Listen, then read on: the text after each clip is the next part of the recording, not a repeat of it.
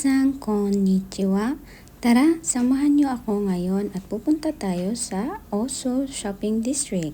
Ang Osu Shopping District ay isang malawak at sikat na shopping area na mayroong mahigit na 1,200 mga stores at mga restaurants.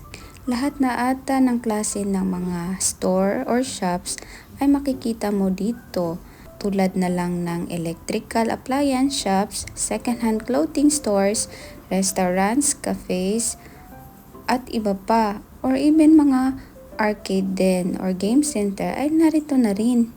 Maraming tao ang dumadayo o dumadagsa sa mall na ito kasi naman ang saya ng ambience na makikita mo sa paligid. Ito talaga yung dahilan kung bakit kami pumunta dito, ang maghanap ng murang laptop. Nag-ikot-ikot kami sa loob at madami kaming nakitang second-hand laptop na mura na pero maganda pa rin ang kalidad. Kaya naman kapag pupunta ka dito ay talaga mapapabili ka talaga sa dami ba namang makikita mong items kahit saan. Nalilito na nga kami kung anong pipiliin namin sa sobra ba namang daming shops ang makikita mo dito. At sa wakas, ang panghuli naming shops na pinuntahan ay nakapili na kami at binili na namin. Hindi naman kami computer expert, so nagtanong na rin kami sa staff kung ano talaga ang maganda. Sa akin naman kasi kahit ano basta matibay at hindi madaling masira. Hindi ko naman siya gagamitin muna sa home-based work or business purposes. Gagamitin ko lang siya para sa video editing kung saan pwede ako mag-download ng mga apps na makakatulong sa akin para mas gumanda pa ang kalidad ng aking videos sa YouTube. Sa tapat ng pinagbilhan namin ng laptop ay may nakita kaming anime figure shop. So, pumasok muna kami kasi sabi ng staff ay i-set up muna daw niya yung laptop at balikan na lang daw namin after 1 hour. Kung fan ka ng mga Japanese anime, ay marami ka talagang makikita dito sa loob na iba't ibang klase. Grabe, sobrang dami. Malulula ka talaga sa daming figure dito na magaganda, na pwedeng pang souvenir din or pang display sa bahay. O di kaya kung mahilig kayo dito ay pwede nyo rin ito maging business. Tsak, maraming magkakagusto nito. Ito mga iilan sa mga nakita ko, ang Kimetsu no Yaiba na characters at itong sa One Piece na barko. Sobrang ganda. Plus may presyo na rin na nakalagay dito. Hindi ko ine-expect na mas lalong lalamig pa sa dapit hapon ang weather. Pero laban pa rin kasi minsan lang naman kami gumala dito sa Osu Shopping District. Hindi mo naman mafe-feel yung pagod kasi kaliwat kanan madami kang makikitang shops at attraction na talagang magaganda at kakaiba. Malapit lang din ang Osu Kannon Temple dito sa Shopping District na talaga ding pinupuntahan ng karamihan. At isa ding atraksyon ito pag pumunta ka sa Nagoya. Marami ding events ang ginaganap dito every year, including na ang Osu Summer Festival at marami pang iba na talaga namang dinadayo at dumadagsa talaga ang mga tao. Lumagi muna kami dito sa may maliit na park nila at ito nga siya, ang anak ko ay natutuwa na makakita na malalaking carp fish or in Japanese, koi. Sarap nilang hulihin, charis. Biniro ko pa nga siya, sabi ko, ang sarap nilang gawing sushi. Sabi niya, kawaii so daw kasi masyado silang cute para maging sushi. May oras pa kasi kami kaya pumasok ulit kami sa ibang anime shops. Grabe, kapag pumunta ka dito talagang mauubos pera mo kasi marami ka talagang pwedeng maging souvenir dito mabibili kasi ang gaganda lahat. Grabe, walang tapon. Nakahiligan ko na rin magkolekta ng mga ganito. May ilan din ako mga koleksyon, paunti-unti nagkokolekta ako, pero kasi pricey din siya kaya selected lang din yung mga kinokolekta ko. Mula sa maliliit hanggang sa malalaking figure ay narito na talaga. At talaga mabubudol ka dito. Nagpalipas din kami ng oras sa game center at naubos din pati mga coins namin. Is may na uwi pa rin kami mga stuffed toys. Itong Yakimusubi, sikat na rin to. Nakikita ko to sa TikTok, kaya napabili na rin kami.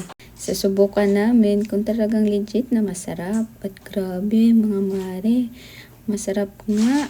Punta na rin kayo at magpabudol, talaga ang pinipilahan. Grabe. At ito nga at gumabi na rin. At ang huli naming pinuntahan na anime shop, malapit sa Manekineko na building. Malaki din ang shop nila dito at marami din silang anime figure. Hinanap namin through online at sabi malalaki daw ang mga figure na nandito. Kaya nagbakasakali kami na makakita din ng ilang piraso ng Bear Bricks. Ngunit kunti lang ang nakita namin. Pero madami talagang items at malawak ng lugar. Kung sa mga nandyan, malapit sa Nagoya at mahilig din sa mga anime figure, kung gusto nyong maghanap ng mga or naghahanap kayo ng anime figure, ito yung best place na pwede nyong puntahan. Talagang madaming items na nandito. Sa lahat ng napuntahan namin kanina, siguro ito yung pinakamalaking anime shops na napuntahan namin. At marami ding mga figure na sikat dito tulad nitong Naruto. Sikat din itong Naruto sa foreign countries. At ito din may Kimetsu no Yaiba na mga characters ni Nezuko, Tanjiro at yung mga ibang devil din. Ayan, ang cute oh. Ang cute nila pagmasdan. Tsaka ang dami din. Grabe, iba't ibang figure. Napakadami mo talaga makikita dito. Pera lang talaga yung wala, charis. Kaya busugin na lang ang mata sa pagtingin ng mga iba't ibang figure na makikita namin dito.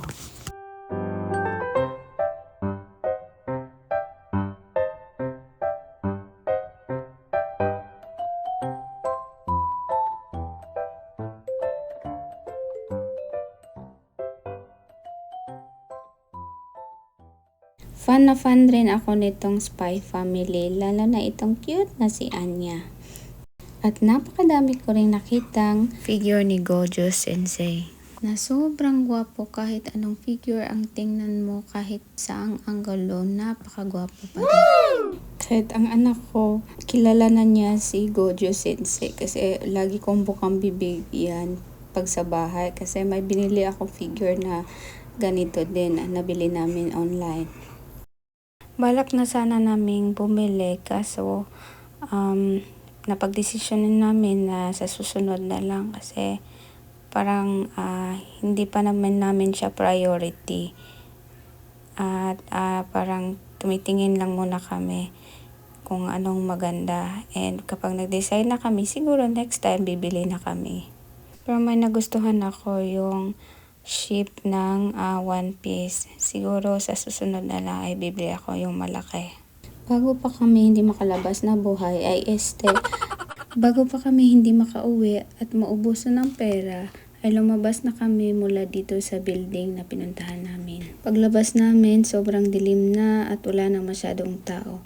Pero bago kami pumunta ng station, ay kumain muna kami dito sa sikat na udong restaurant malapit lang dito sa Osu Shopping District. Tuwing pumupunta talaga kami sa Osu Shopping District ay lagi kaming pumupunta dito para kumain kasi ang sarap ng udon nila. Pangmasa talaga. Itadakimasu. So, unang subo ay para sa inyo. So, ayan yung anak ko. Gutom na rin siya, kaya ang bilis niya kumain dyan.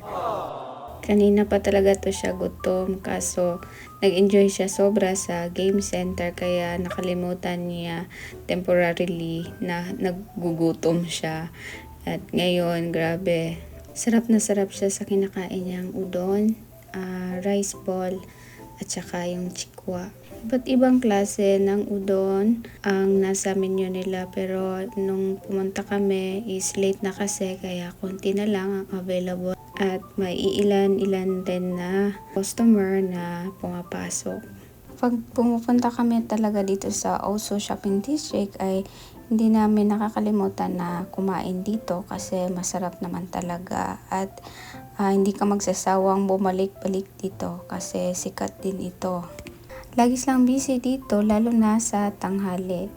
I think marami na rin silang branches sa ibang lugar, hindi lang dito sa Osu Shopping District malapit kundi sa ibang lugar din. Masarap talagang kumain ng udon lalo na pag malamig ang panahon at mainit pa siya nakakainin mo. So far sa mga natikman kong mga ibang restaurant, ito yung pinakagusto ko na restaurant at lasa ng udon nila. Yung hindi nakakasawa at babalik-balikan mo talaga. At matatandaan mo yung lasa niya, may distinct taste siya na swak talaga at magugustuhan talaga ng lahat. Kaya marami laging customer nila dito, anytime talaga. Pagkatapos namin kumain, paglabas namin ng restaurant ay umaambon na konti. Buti na lang malapit lang ang station nila ng tren. Pumunta na kami sa train station, bili kami ng ticket. Tsaka very convenient at laging on time ang train nila dito. Buti na lang at hindi masyadong crowded. Salamat sa pagsama sa akin sa pagpunta sa Osu Shopping District. So hanggang dito na lang muna ang vlog ko. Please comment down below kung gusto nyo i-unboxing natin ang nabili kong laptop or baka may gusto kayo na i-vlog ko dito sa Japan. Just comment below. And salamat sa pagsuporta at hanggang sa muli. Don't forget to subscribe to my channel, Janice Chang. Mata ne!